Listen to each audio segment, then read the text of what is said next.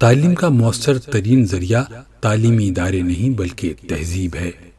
اگر صرف تعلیمی اداروں پر انحصار کیا گیا تو پڑھ لکھ کر بھی انسان ادھورا ہی رہے گا۔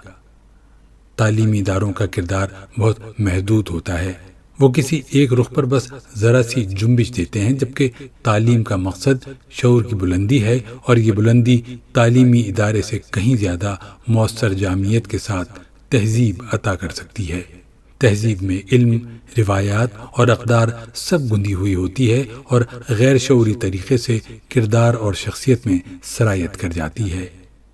ہمیں کئی ایسے باوقار، مدبر اور معاملہ فہم انسانوں سے ملنے کا اتفاق ہوتا ہے جو اپنا نام بھی نہیں لکھ سکتے، مگر ان کے اندر بنیادی انسانی اقدار ایسی رچی بسی ہوتی ہیں جیسے پھول میں خوشبو، جیسے آگ میں حرارت۔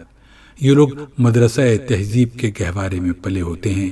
تعلیم محض چند برسوں کی ریاضت نہیں بلکہ پیدائش سے موت تک کی ضرورت ہے۔ تعلیمی ادارے زندگی بھر ساتھ دینے کے لیے بنائے ہی نہیں گئے، جبکہ تہذیب کا مکتب کبھی بند ہی نہیں ہوتا۔